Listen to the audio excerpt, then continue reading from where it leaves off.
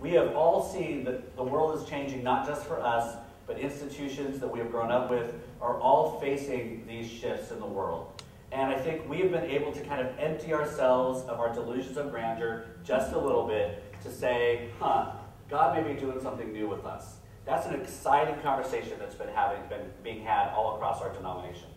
And that is coupled with a great struggle with, how do we do that? What do we actually do then? And I think that's this very, very interesting time in our society and in our church.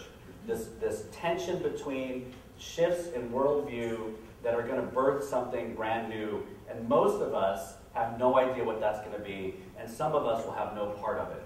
We will just help to birth it, and then our time will be done, and something new is going to happen in the next 20, 30, 40 years. And that's an exciting thing to be part of. You and I should rejoice in the fact that God is not done with us. I use a passage from Genesis 18 around Abraham and Sarah being told that at 99 they're going to have another child, because I think that sometimes we, if God said that to us, Sarah laughs, I would cry. I share this about my wife. My wife is 43, I share her age all the time. Everywhere I go, somebody will say, you shouldn't have shared your wife's age. I'm like, she doesn't care, really. It's okay. But we have 3 children, 13, she acts like she's 18, 13, 8, and 6. And we're done. And so, they feed themselves. It's great. It's a great stage. It's a great stage of parenting. We'll sit in bed on Saturday and we're like, I hear, dishes clanking. What are they eating? I don't care.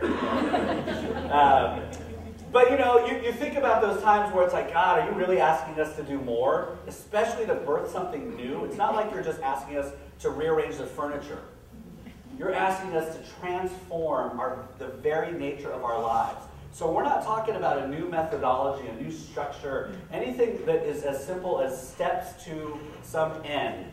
We're talking about imagining something beyond what you and I can imagine individually, and then we have to invite God into this process of figuring out what's going on. I think God is not done with us. And if any of us think that God is done with the PCUSA or the Presbyterian way of being, then we are done. If we've got to that point, it's like, actually, I'm good. I'm cool the way we are. That is certainly an answer, but I just think that that's not faithful to what God has said to us over and over again. That until we are at the end of our physical life, and we meet God, where we meet God in the end in eternity, God is not done with us. And you meet folks of all ages that understand the fact that God is always asking us to transform and to be renewed in the Spirit. And I think that's what God's doing with this denomination at this point.